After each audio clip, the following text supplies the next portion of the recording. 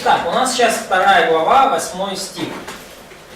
Видите, да, внизу идут циклы, ну, то есть идут сверху вниз циклы, и по горизонтали идут секции, да, расставание, желание, препятствие, близость и переход.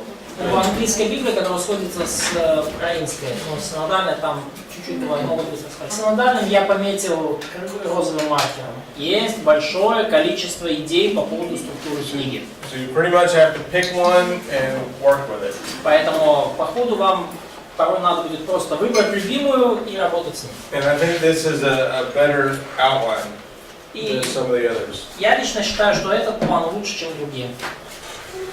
So, all right, let's look at chapter 2 now. И давайте посмотрим теперь 2 главу 8 стиха. So this begins in verse 8 and goes to the end of the chapter. Начинается с 8 стиха и до конца главы. So, Это не 2 глава, 2 блок, да, 2 раздел, 2 песня. So here they have a springtime visit together. И вот там у них описывается вот этот весенний визит. So like in the first visit together, like first meeting. Yes, and so there's going to be a flashback. They're going to think back to before they were married. То есть это как бы флешбэк, да, это воспоминания о временах, когда они еще не были в браке. And so you'll see, for example, verse 16, they finally come together. И в 16 стихе мы видим, как они в конце концов встречаются вместе. So my beloved is mine and I am his. Возлюбленный мой принадлежит мне, а я ему. And before we get there, we're going to go back to the countryside. И до этого мы, как бы, автор нас помещает в обстановку сельская идиллия. And in the first poem, we saw that the woman was the initiator. И в первой поэме мы видели, как девушка, да, Суламита, была инициатором. She initiated through her words at the very beginning. Она начала повествование в самом начале своими словами. And the man responded in taking her to the bedroom. И мужчина Соломон ответил, отвел ее в свою спальню. And then she initiated there as well. И она в спальне тоже проявила инициативу. Now in this poem we see that the man is the initiator. Но в этой поэме мы уже видим инициативу мужчин. The man goes to the bride's country home and he looks for her. Мужчина приезжает в местность, где живет его возлюбленная, и ищет ее. The woman responds here by thinking about this event with great excitement.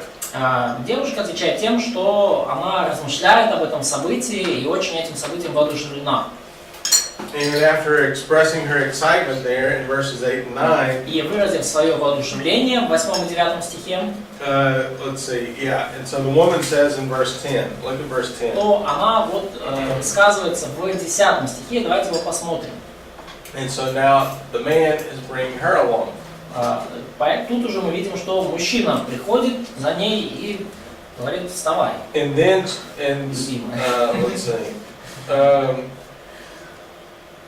let's see, what am I saying here? Так сказать, вытаскивает ее на свидание. Let me get here. Okay.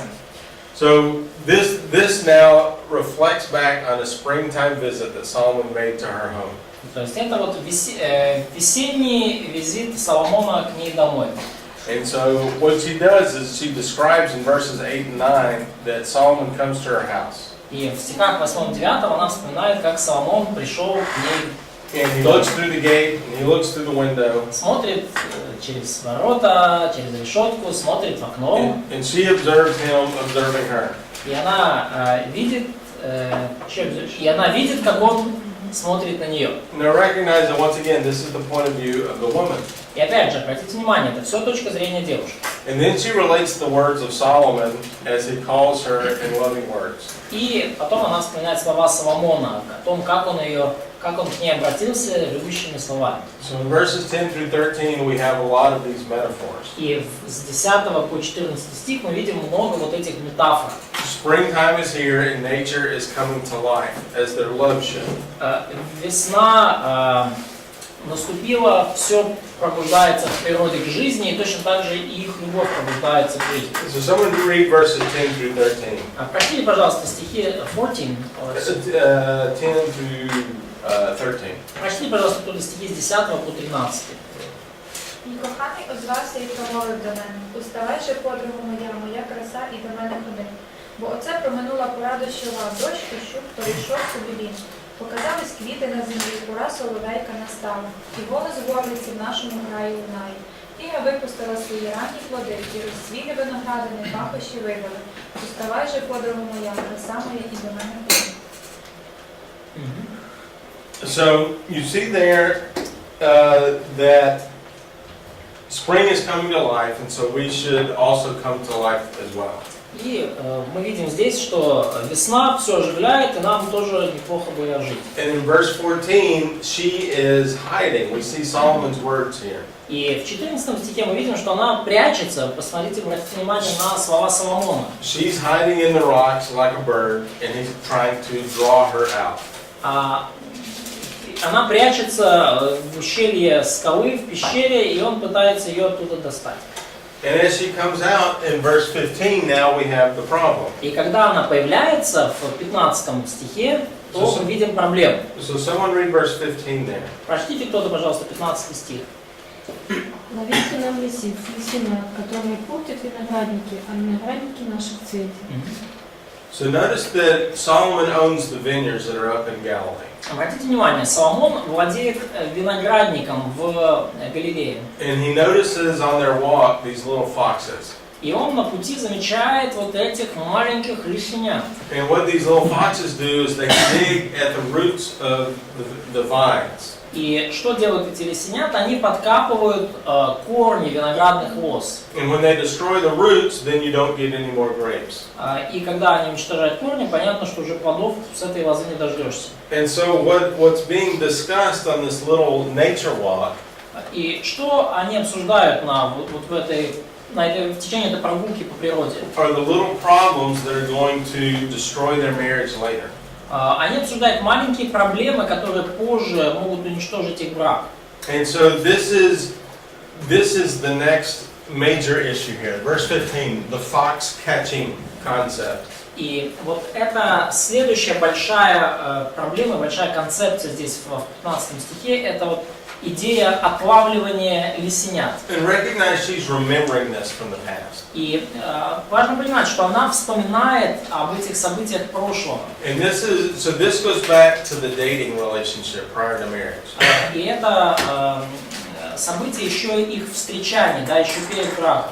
Before spring happens and your love is in full bloom, you need to look for those foxes that are going to destroy the roots of your marriage. И еще вот до того, как там началась весна вашей любви, и у вас там все расцвело, вам нужно подумать об этих лисенятах, которые могут уничтожить ваш брак под корень. So after they have this fox catching event in verse 15, verse 16, now they're all together again. И после вот этой операции по отлову лисенят в 15 стихе, в 16 стихе мы видим, что они снова вместе. So you see several points in this very short psalm. И вот в этой очень короткой песне мы видим несколько очень важных элементов, очень важных принципов. First of all, there's a mutual curiosity. Во-первых, имеет место вот это взаимное любопытство по отношению друг к другу. So, particularly if you go back to verse 9.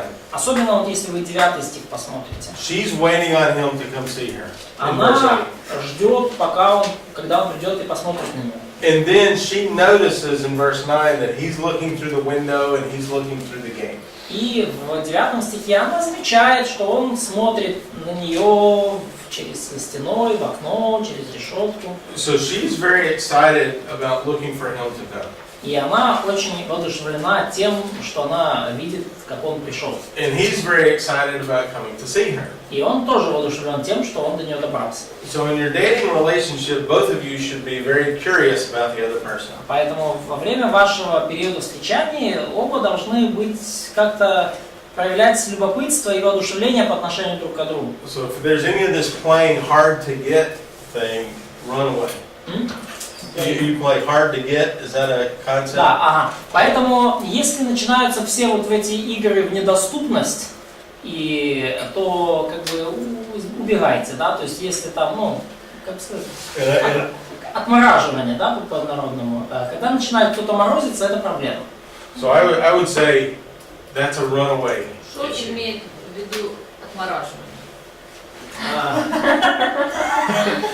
So you used the slang word, I've used the slang word. Yes. Then they ask me what did you mean? No, that Я was good. просто поняла период ухаживания. Так вот, период ухаживания, что значит отмораживание? So what does it mean to hard to get to? Like when So- ladies trying to like. Yeah, so when a guy really likes a girl and she's just like, you know, talk to the hand or whatever. Talk to the hand? You don't say that? Когда девушка нравится парню, она такая выставила как бы барьер, на попыталась. То есть, как они говорят, поговори с моей рукой. То есть в этом смысле, когда она, Не строит отношения, не открывает. когда она закрывается от него. Ага. Да. Тут в наше время это можно по-другому. Извините, пожалуйста, за мой лексикон. То есть Біблія каже про те, що якщо ти ухажуєш за дівчиною, а вона в тебе, коротше, Это морозиться, значит, что беги. то Игнорирует, типа, подходит все, снова. да? So like if a guy is pursuing a lady like in a godly manner like here, and she's like kind of talk with my hand, so is it a good reason to just okay, stop it? I mean, evaluate. Да, ну произведите оценку ситуации минимум, если вот такой вот You know, but такая ситуация if происходит. she's not interested in you, you do not want a lifetime of someone not being interested in you. Если она в вас не заинтересована, то вы не хотите, чтобы всю жизнь с вами был человек, который в вас не заинтересован. У мене, коротше, в друга зараз подібна ситуація, коли, типа, він общається з одною дівчиною і вона то з ним общається, то не общається. Тобто йому посоветувати. So his friend has a situation when he's trying to build a relationship with one lady, and she's kind of once she's talking with him, then she stops talking. So she's kind of back and forth. I think that's unstable. Я думаю, что тут уже видна какая-то нестабильность. Он должен понять, чего она не общается. So he should recognize why he Если doesn't он chew on переступает, it. если он переступает границы, Maybe he is crossing some lines. Good point. Да, хорошая мысль. So another thing you observe here is they go on a walk in the countryside. Да, еще одна важная мысль, что они идут погулять на природе. So when they talk about fox catching, when they talk about what may destroy their marriage, Когда они говорят об отлавливании лис, когда они говорят о том, что может уничтожить их брак, they're alone so they can have a serious discussion. они наедине и они могут иметь серьезную дискуссию. You can't have a real serious discussion at the dinner table with mom and dad. Вы не можете серьезно говорить друг с другом о важных вопросах, если вы сидите за обеденным столом с мамой и папой. Notice also that Solomon has taken her to a very pleasant place. И также обратите внимание, что Соломон ее ведет в очень красивые, приятные места. So if you're going to discuss serious issues, Если вы хотите обсуждать серьезные вопросы, the environment has to be such that it's pleasant. то постарайтесь это делать в приятной обстановке. You don't start off the conversation, well, you're a dirtbag, you need to fix this, and tell me how you're going to do it by Monday. Да, то есть нехорошо, когда серьезные беседы начинаются с того, что как бы ты все делаешь неправильно, тебе нужно это исправить, и, пожалуйста, в понедельник. There needs to be a very comfortable environment to have a serious discussion. Должна быть комфортная, приятная обстановка для серьезных бесед. And so this is very challenging.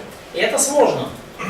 And notice that they catch the foxes in verse 15. И обратите внимание, что они таки отлавливают этих лисенят в 15 стихе. In other words, they fix the problem before it causes damage. Иными словами, они решают проблему до того, как она может принести ощутимый вред. Realize that marriage really is about sanctification. Важно понять, что брак, суть брака в освящении. The two of you are going to go through life together and fix your deepest, worst problems. И вы двое, вы пойдете по жизни вместе и будете решать самые худшие, самые глубокие проблемы друг друга. That process should start before you get married. И этот процесс должен начаться еще до того, как вы вступили в брак. Now, there's only a limited number of problems that you can solve before you're married. Конечно, до вступления в брак можно решить лишь ограниченное количество проблем. Because after you get married, you're going to find a whole bunch more. Поскольку, когда вы поженитесь, вы обнаружите, что проблем намного больше. But, И они глубже. but before you're married, if everything is about emotional and everything is about the physical, Но если до того, как вы вступили в брак, все вертится вокруг эмоций, как какой-то физической близости, you're never going to get to what is going to destroy the roots of the vineyard. то вы никогда не обнаружите, что же может подкопать ваш виноградник изнутри, из корней. Now, the vineyard is a concept of production. И виноградник – это образ плодородия, плодоношения. Proverbs chapter 9 says that Lady Wisdom mixes her wine. Притчи, maybe 8? No? Yeah, is it 8? Maybe. It's 8 or 9. Да, в притчах, кажется, в 8 или 9 главе говорится, что мадам Мудрость, да, она растворила вино свое, да. So the fruit of the vineyard is to produce happiness. Поэтому плод виноградника должен приносить счастье. And one of the fruits of your marriage can be happiness. И счастье может быть также плодом вашего брака, одним из плодов. But if the roots are destroyed, it will never produce the grapes. Но если корни уничтожены, то никогда не будет плодов. Well, Ці лисички – це щось типа конкретне, чи це будь-які проблеми, які можуть помішати? So these foxes, are these something specific in this context, or is any kind of problem that could hinder your marriage or relationship? yeah, it's any type of problem. Это любого рода проблема. It's that which digs under the ground and destroys the roots, so that the plant no longer grows and produces. Это что-то, что подкапывается под землей и уничтожает корни, так что растение больше не может расти. So there could be 100 different problems that could occur before marriage. И поэтому до брака могут случиться сотни различных проблем. And the whole point of this is start working on the sanctification process early. Идея в том, что над процессом освящения надо начинать работать как можно раньше, в самом начале. Another point about that is you're going to find out how this other person works through problems. И как бы еще один подпункт в этой мысли, что вы увидите тем самым, как этот другой человек справляется с проблемами. For example, for you women, Например, девушки. if you bring up a problem to the man, Если вы доносите какую-то проблему до мужчины, does he explode with anger and it cuts you off, doesn't let you talk about it? И взрывается ли он гневом, прерывает ли он вас и пытается ли он замять эту тему вообще? Recognize that environment will never change. It will only get worse. И важно понять, что это поведение, эта обстановка никогда не изменится, все станет только хуже. Or does he get angry and then immediately come back and say, "I'm sorry, you had a real issue. Let's talk about it." Или он, может быть, гневается вначале, потом через буквально несколько секунд говорит: извини, я был неправ, проблема реальная, давай об этом говорить. That he is already presenting to you the way he solves problems. Он уже показывает тем самым вам, как он решает проблемы. And so this is something to observe before you get into a full sexual relationship. И это то, что вы можете наблюдать еще до того, как вы вступите в брак по полной программе, и там начнутся и сексуальные отношения и так далее. And so in this chapter is when I pull out a lot of the counseling techniques, a lot of the faith rest drill stuff. И в этой главе я, когда учу в церкви, я привожу людям многие техники душепопечения, многие вещи, которые связаны с нашим покоем в вере. You can teach a whole series on fox catching techniques. И можно целую серию учить только по отлову лисиц, как отлавливать лисиц. So now we come then to the third cycle. И вот мы переходим сейчас к третьему циклу. It's very short, Третья песня очень короткая. and it's one of the dream sequences. И это один из этих эпизодов, где говорится о снах. So someone read verses 1 through 5. It's pretty Прочти, short. пожалуйста, стихи с 1 по 5, очень короткая здесь. Поночах на ложі своїм я шукала того, кого покохала душа моя. Шукала його, та його не знайшла. Хай устану, і нехай я пройдуся по місті. Хай на вулицях та на майданах того пошукаю, кого покохала душа моя. Шукала його, та його не знайшла. Спіткали мене сторожі, що по місту проходять. Чи не бачили часом того, кого покохала душа моя? Небагато прийшла я від них, та й знайшла я того, кого покохала душа моя. Схопила його і не пустила його, аж поки його не вела у дівненьки свої. Та в кімнату тієї, що в утробі носила мене. Третий глаз, пожалуйста. Заклинаю я вас, дочки Єрусалимські, газелями чи польовими оленями, щоб ви не сполохали, щоб не збудили кохання, аж доки його не вподобали. So notice the structure of this passage. And we can examine this. This is only 5 verses here. Обратите внимание на структуру отрывка. Мы можем легко ее здесь исследовать, только 5 стихов. So in verse 1, we see, on my bed I sought him. В стихе 5 мы видим, что на ложе своем я искала его. So the tension is now introduced. То есть уже мы видим здесь определенное напряжение, уже какое-то, что почему ситуация, да, конфликт, есть, да, напряжение в ситуации, драматизм. And in verse 2, she says, I must arise and seek him. В стихе 2 она говорит, мне нужно встать и пойти его искать. So now the tension builds. То есть мы видим, как вот этот драматизм и напряжение нарастает. And then we have in verse 3, the watchman found me. И в 3 стихе мы видим, что стражи встретили ее. And so now the tension intensifies. И теперь это драматизм, ситуация еще больше усиливается. And at the second half of verse 3, we have the center point. И в второй половине 3 стиха мы видим центральную часть. Have you seen him whom my soul loves? Не видали ли вы того, кого любит душа моя? So this dream is saying that she is alone in bed. И этот сон показывает нам, что она одна в кровати своей.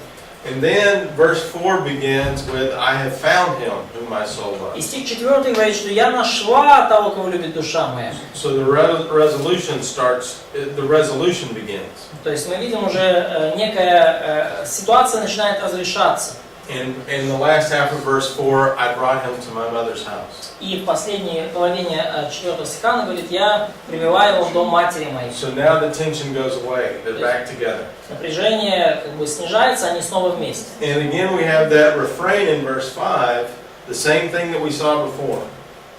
Don't get me aroused until you finish. Опять же, в 5 стихе мы видим то самое предупреждение, с которым мы сталкивались раньше.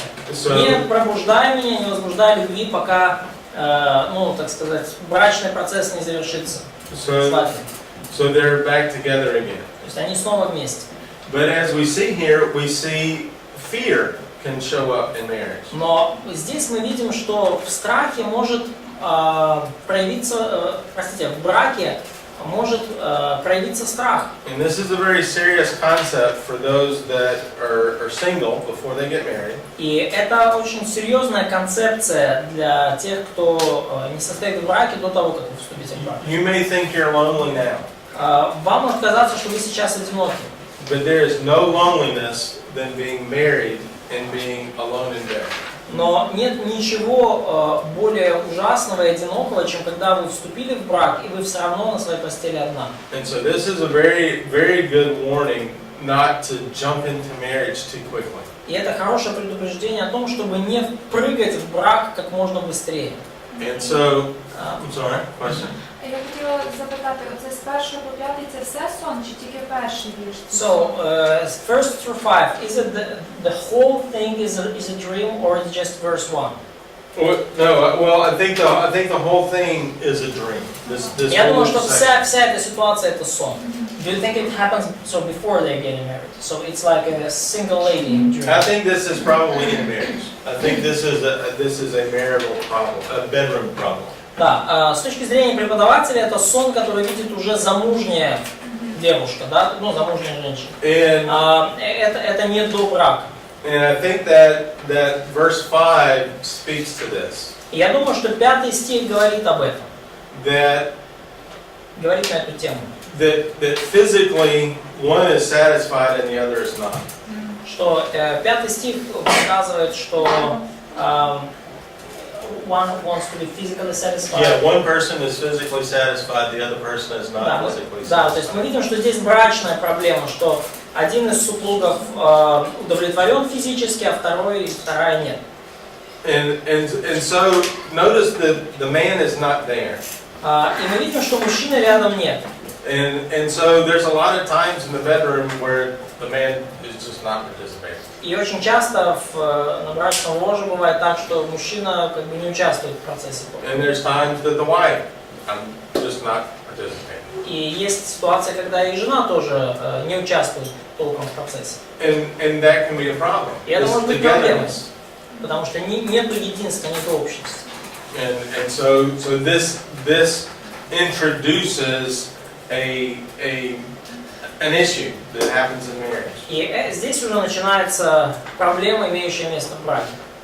So now we come to the centerpiece, И the вот fourth reflection. мы переходим к центральному элементу композиции, это 4-я песня. And this one really deals with the marriage bed. И вот эта песня уже говорит о брачном ложе прямым текстом. So this goes, verse 6 takes the last half of chapter 3. И это 6 стих. And all of chapter 4 and the first verse of chapter 5. Да, то есть это с 6 стиха 3 главы, вся 4 глава и до 1 стиха 5 главы. So, let's see here.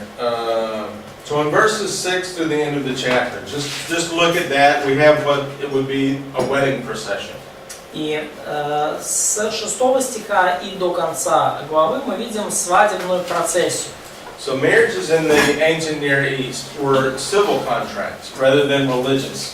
И браки на Ближнем Востоке в то время были как бы гражданским договором, а не просто религиозным событием. And if you go back to the book of Ruth, Например, вернитесь в книгу Руфь, да? recognize that Ruth and Boaz were married before the council of elders and not in front of priests. Обратите внимание, что Руфь и Вооз, они вступили в брак перед лицом совета старейшин города, а не перед лицом священника. So a wedding is something that is acknowledged in society. И брак, таким образом, это есть нечто, что должно признаваться обществом. From a divine perspective, there's a man and a woman, and when they come together, they're married. С точки зрения божественной, есть мужчина и женщина, когда они, скажем так, вместе сходятся, они в браке. But this whole concept of this wedding procession at the end of chapter 3 is a public thing. Но вся концепция вот этой свадебной процессии в конце 3 главы, это показывает нам, что брак это нечто, что совершается публично. And this is a really nice procession because Solomon is king, of course. И это, конечно, очень такая классная, впечатляющая процессия, потому что, конечно же, Соломон царь. And one of the things in there, he's got a whole mess of soldiers guarding her. И что интересно, что здесь целая толпа солдат охраняет. Yeah, verse 7, he's got 60 soldiers guarding her. В 7 стихе мы видим, что 60 воинов сильных, да, Израиля охраняют его. And so that's pretty interesting, and that certainly is one of the concepts of the man, is you're to protect your wife. И это интересно, это, конечно, одна из вообще концепций того, что значит быть мужчиной, да, это значит защищать свою жену. Now, as the crowd is asking questions about who is this, Да, и толпа задает вопросы, кто же это? we need to recognize Solomon is not in this party. It's just the woman. Solomon is not there.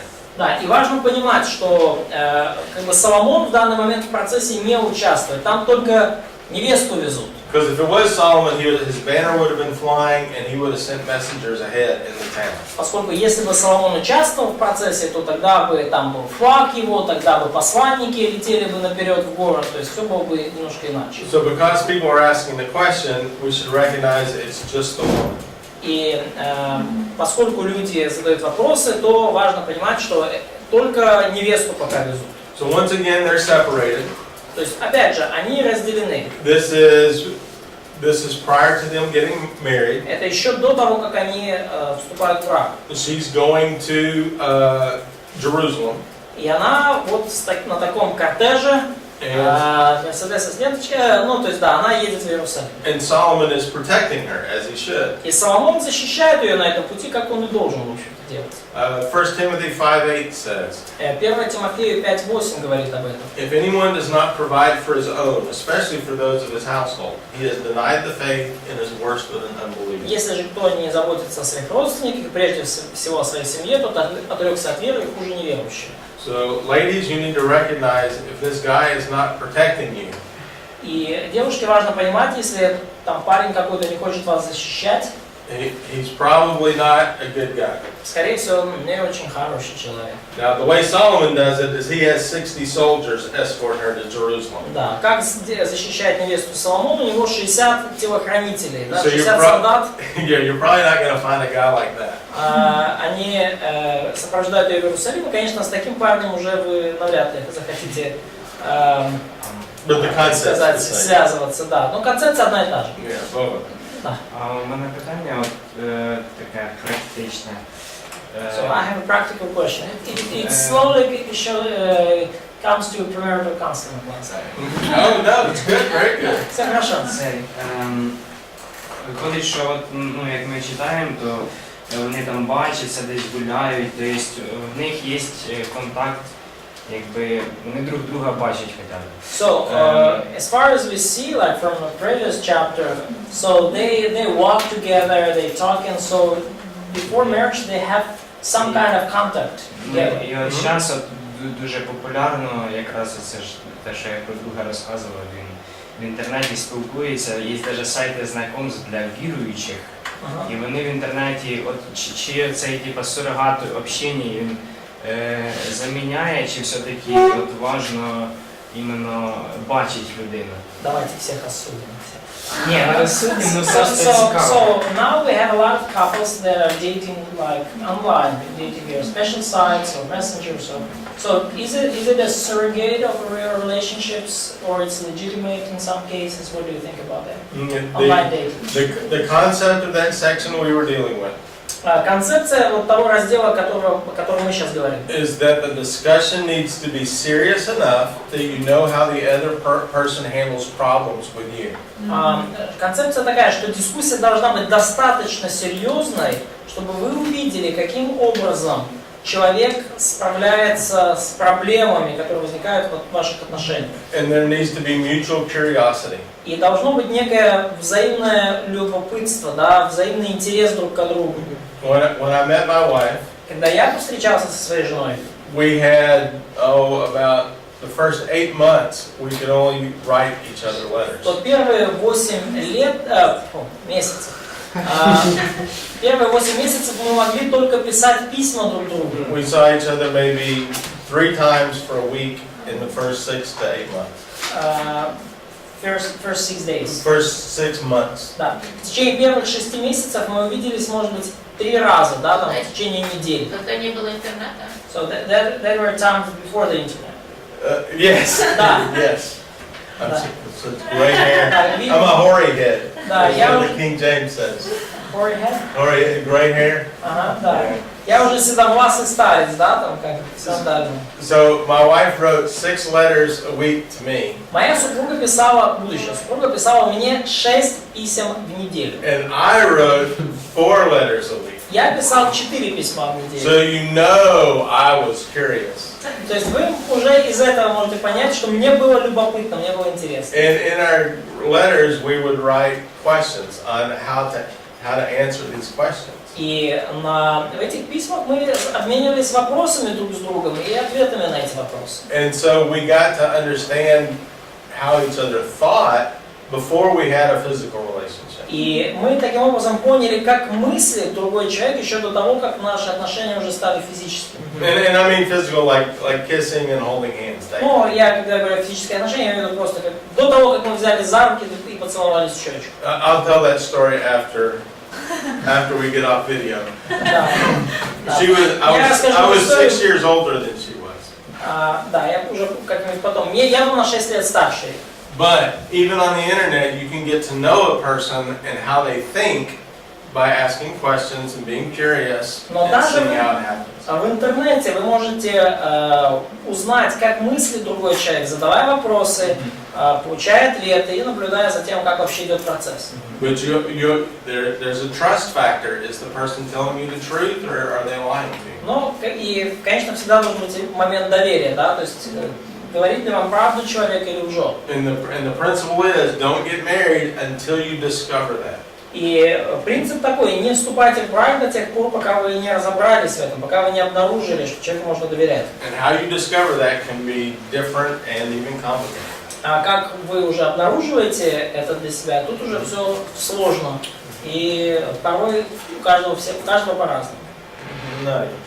В наше время многие руководствуются чувствами, эмоциями. Nowadays, a lot of people are guided by their emotions and feelings.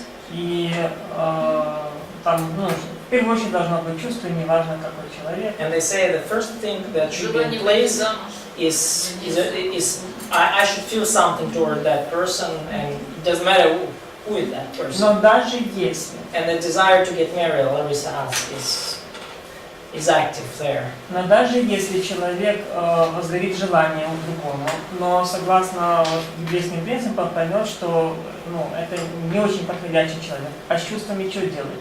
So, but what would happen if это вопрос, это Да. риторический вопрос? Нет, это это не что? риторический вопрос. So, if person started to feel some kind of emotions toward another person, and then during this kind of discovery, he or she recognized that this is not right one, what should therefore person do with emotions? If it's clear that this relationship are not getting to anything good. I mean, you have to do something with that the way you deal with all of your bad emotions. Но с такими эмоциями надо справляться таким же образом, как с любыми другими негативными, неправильными эмоциями. If your emotions are excited about something that's bad or evil, you have to deal with those too. Если у вас в любой другой ситуации ваши эмоции возгораются, да, вы испытываете воодушевление касательно чего-то нехорошего или злого или неправильного, вам с любого рода такого эмоциями надо как-то справляться. Не только в этой сфере. То есть хорошие, приятные эмоции по отношению к злу, это тоже получается негативная эмоция. So the good emotions or excitement about something evil is the same problem, basically. Exactly. It's the same problem. I mean, it's just this new situation. Это, то есть, воодушевление, эмоциональный подъем в отношении чего-то неправильного, злого, нехорошего, это та же самая проблема, и ситуация, которую мы описали, просто один из аспектов данной проблемы. So now we have this wonderful description of the woman in chapter 4.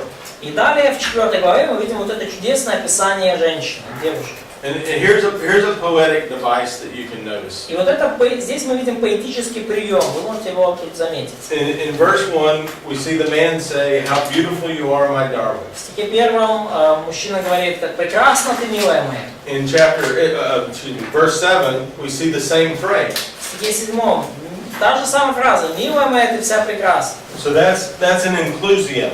То есть это такая вот как бы инклюзия, да, то есть как рамка. And so that sets off this as one section of the description of her. То есть мы видим вот здесь одна секция, один сплошной раздел, который описывает ее. And so once again we see that the man is more aroused by the visual. И опять же мы видим, что мужчина вдохновляется тем, как она выглядит, как бы визуальная стимуляция. And he starts off this description. Verse 1 is really the introduction. И он начинает это описание с 1 стиха. 1 стих это такое вот как бы вступление. And he compares her eyes to doves. И он сравнивает ее глаза с голубями. And now the dove is something that is very soft and very gentle. Ну, голубь это такая птица мягкая, очень такая нежная, пушистая. And so here's where learning about nature helps you in your metaphors. И вот в этом случае ваше понимание природы помогает расшифровывать метафоры.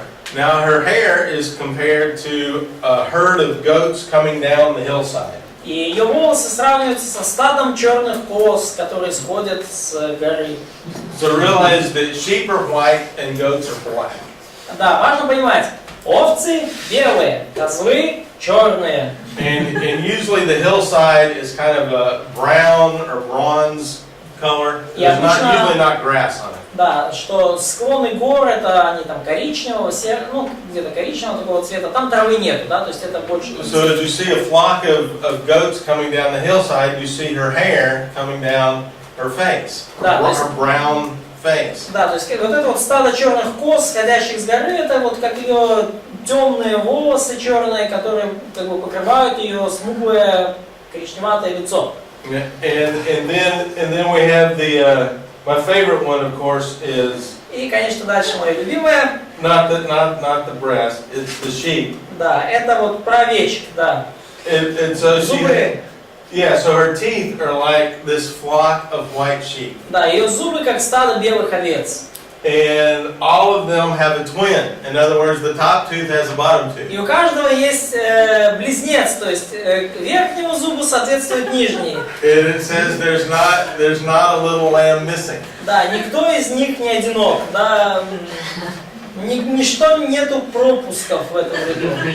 Now recognize this is the ancient world. И поймите, это древний мир. And they didn't have dentistry like we have in the modern world. И у них не было в то время стоматологии так развитой, как в наше время. So to have all your teeth and to have them all perfectly aligned, I mean that's very attractive. И поэтому, когда у вас были на месте все зубы, и они были все хорошо как бы стояли все, как бы не было пропусков, это было редко, и это было привлекательно.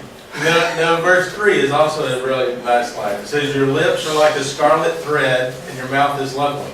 Да, следующий, третий стих тоже интересно. Губы твои словно алая лента, уста твои прекрасны. So here's a question on how to interpret poetry. Вот это вопрос, да, в том, как же истолковывать поэзию. So is the primary comparison about her lips? Is it Скажите, scarlet or is it thread? какое же ключевое, какая точка сравнения здесь вот у губ? То, что они алые, или то, что они как лента? So is he describing the shape like a thread, or is he describing the color that's red? То есть он описывает форму, да, как лента, или он описывает цвет, а не алый? Color, probably. Okay, and why would you say that? Почему вы это говорите? Ну потом про гранатове яблуко говорить. Because he then continues with this, with the next metaphor, which is also like the halves of this fruit. So again, is that the shape of the pomegranate or the color of the pomegranate? То есть, опять же, как бы форма или цвет, как вам кажется? Потому что лето можно по-разному положить. Because you could put ribbon or like in a different shapes. Ribbon is So shape doesn't seem to make sense. Да, то есть форма, кажется, здесь, ну, довольно, ну, нету смысла особо. And the pomegranate is used in the second half of the verse. Yep, very good. So and it's written, it's like the house. So how would the color of a pomegranate fit her cheeks? Каким образом цвет граната соответствует, ну, как бы связан с ее щеками? So they are kind of pink, like A pomegranate is pink. Что, гранат розовый? Ну, гранат розовый. А похоже на это гранат или какой-то So is it really pomegranate or it's some other fruit? No, I think it's a pomegranate. Да, я думаю, что это реальный гранат. Ну да, Может, это у неї цвет. щечки просто. Maybe she has just like such a nice cheeks. Сок от граната. Maybe The juice of inside. granite. Oh, not the inside. You see it, No, you I all mean pimple it. juice of granite. Oh. Granite could be used as cosmetics. Okay. All right, so before we get too far down the path, I would go with color as well. Да, я бы тоже согласился с вами в том, что это цвет. And because the goats are black, Поскольку козы черные, the sheep are white, they're not fuzzy. и овцы белые, они там не какого-то там смешанного цвета. So I'd say the red is the color. И он говорит дальше, что цвет алый. And the pomegranate has different shades, right? И у граната немножко другой оттенок, It's чем a, it's алый. a little green, little red, you know, it blends the color. То есть там немножко как бы смесь цветов, да, чуть темнее там. And so I'm thinking he's seeing her cheeks as different colors, different, like the shadow. И я думаю, что он видит, что ее щеки немножко другого цвета, чем ее губы, чуть там как бы тень. And so I think all of these images are color. So I think the concept keeps going through. Все эти образы, они связаны с цветом, то есть вся эта концепция с начала до конца он говорит о цвете. So just as a hermeneutical principle, you want to find out what's being consistent. Поэтому это один из принципов герменевтики. Всегда обращайте внимание на некую последовательность в тексте, да, что повторяется, на что стабильно делает автор I акцент. mean, poetry is very difficult. It's just very difficult. Но поэзия, она очень сложная всегда. And so just to, you know, pick up a little tip or two as you go through different poems. Да, поэтому обращайте внимание на эти маленькие детали, когда исследуете стихотворный текст. Now here's a real difficult one. That's why I stopped at verse 4. Вот это очень сложный дальше образ, я останавливаюсь обычно на 4 Her neck стихе. is like the Tower of David, Ее шея как башня Давида. with 1,000 shields hanging off of it. И там она украшена 1000 щитов. Now I think it's because her neck is very light colored. Я думаю, что, во-первых, наверное, цвет ее шеи похож на цвет башни. But it's decorated with jewelry. Но также тот факт, что она украшена ювелирными украшениями.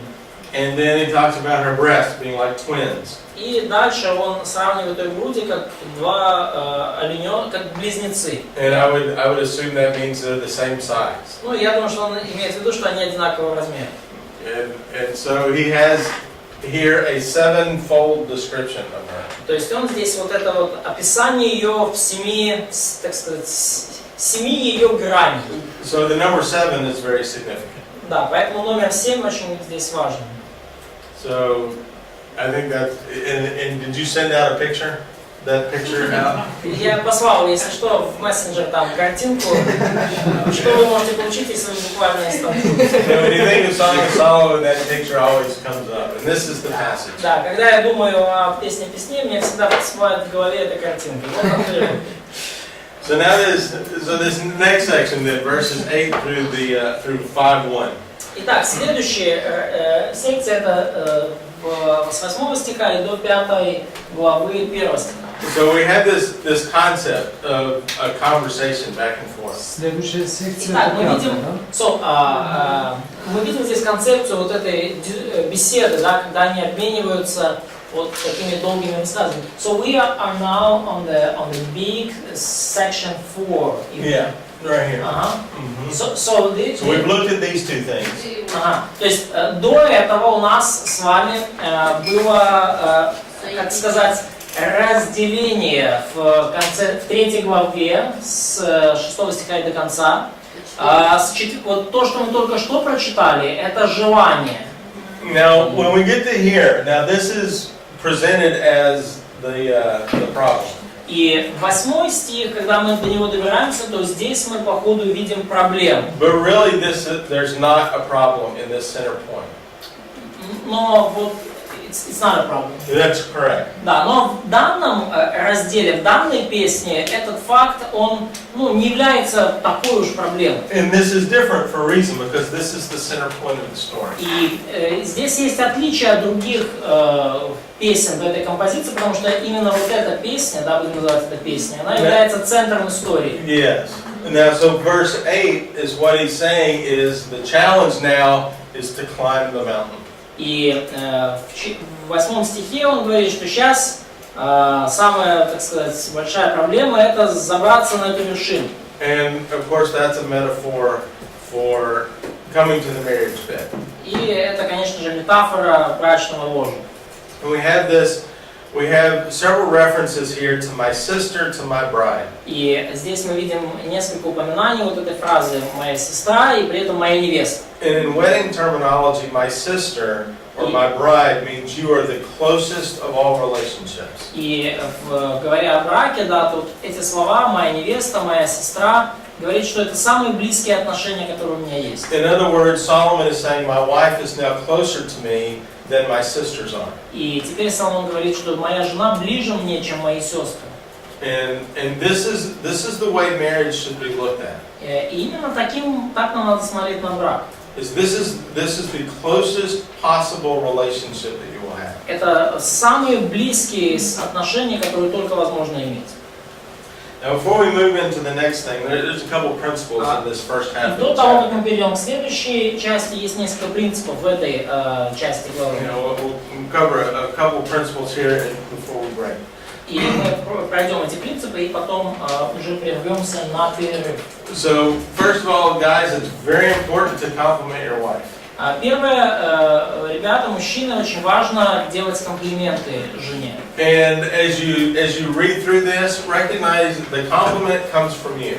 И когда вы читаете вот этот раздел, обратите внимание, что комплименты исходят от вас. Solomon was a shepherd, so all of his compliments came from the shepherd environment. И Соломон тоже был пастухом, и поэтому все его комплименты, они используют вот этот вот пастушеский, так сказать, образ мышления и лексикон. And so, as a guy, your compliment needs to come from who you are. И ваши комплименты таким образом должны соответствовать тому, кто вы. A compliment reveals as much about you as it does about the person you're complimenting. И комплимент настолько же много говорит о вас, как и о том человеке, которому вы этот комплимент делаете. So when you compliment your spouse, it does several things for the relationship. И когда вы делаете комплименты вашей супруге, то это решает несколько вопросов в отношениях. One, it expresses your own personality. Во-первых, это отражает, кто вы, показывает вашу личность. It lets the other person know what you're noticing. Это позволяет другому человеку, вашей супруге, понять, на что вы обращаете внимание. Secondly, what a compliment does, it makes the other person feel appreciated. Второе, что делает комплимент, это он помогает вашей супруге почувствовать ваше внимание, то, что вы цените ее. So the compliment is not just an observation of them physically. Поэтому комплимент это не просто некое наблюдение о физическом облике человека. A compliment builds up the other person emotionally. Комплимент помогает эмоционально созидать другого человека, укреплять этого человека в чувствах. And this is what a marital relationship is. It's not just physical, there's also an emotional relationship. Поэтому и в этом суть брачных отношений. Это не только физические отношения, но и эмоциональные тоже. And when the other person feels appreciated, maybe even secure by your compliments, И когда другой человек чувствует, что вы его цените, да, когда ваш партнер по браку чувствует, что он защищен вашими комплиментами, that helps them open up to you. то это помогает ей или ему раскрыться по отношению к вам. And thirdly, a compliment encourages behavior. И третье, комплимент поощряет поведение. And there's an old army expression. Есть старое армейское выражение. If it's not inspected, it's neglected. Если это не проверяется, про это забывают. So if they don't look and my bed's all made, well, I'm not going to make my bed. Если никто не смотрит за тем, как я заправляю кровать, я не буду ее заправлять вообще. Well, this is true in marriage too. If you don't compliment your spouse for what she does or even what he does, И это работает в браке тоже. Если вы не делаете комплиментов вашему they супругу won't или do it супруге anymore. за то, что они делают, они больше не будут этого делать. If you don't notice, they will stop. Если вы не обращаете внимания, они прекратят это. And I do every time my wife fixes a meal, I thank her for it and tell her how delicious it is. И каждый раз, когда моя супруга готовит мне покушать, я благодарю ее за это и говорю, как это вкусно. It'll be 27 years this summer, and I think I've had 3 meals that tasted terrible. И 27 лет брака у нас этим летом будет, и, наверное, только 3 блюда были действительно плохими на вкус. And I told her in a very nice manner that don't keep this one. И я сказал ей очень деликатно и мягко, что давай какой-нибудь другой рецепт, пожалуйста, про этот рецепт давай забудь. But every breakfast, every dinner, I thank her for doing the effort in fixing me food. Но каждый завтрак, каждый обед я благодарю ее за то, как она мне вкусно приготовила. I tell her she's beautiful every morning. И я каждое утро говорю ей о том, как она прекрасна. And the reason for that is you're not only building a physical relationship, you're building a soul relationship. Что вы не только созидаете отношения физические этим, но вы также созидаете отношения на уровне души, эмоциональные отношения. So notice this wild and crazy poem in chapter 4 is right in the center of the Song of Solomon. Обратите внимание на вот эту вот просто дикую, безумную поэму в 4 главе, она прямо в центре песни песней. Now the next half of the chapter takes us into the bedroom, so that's also in the center of this chapter. И следующая половина главы, она у нас уже проводит в спальню возлюбленных, это, да, тоже в этой главе, тоже центр.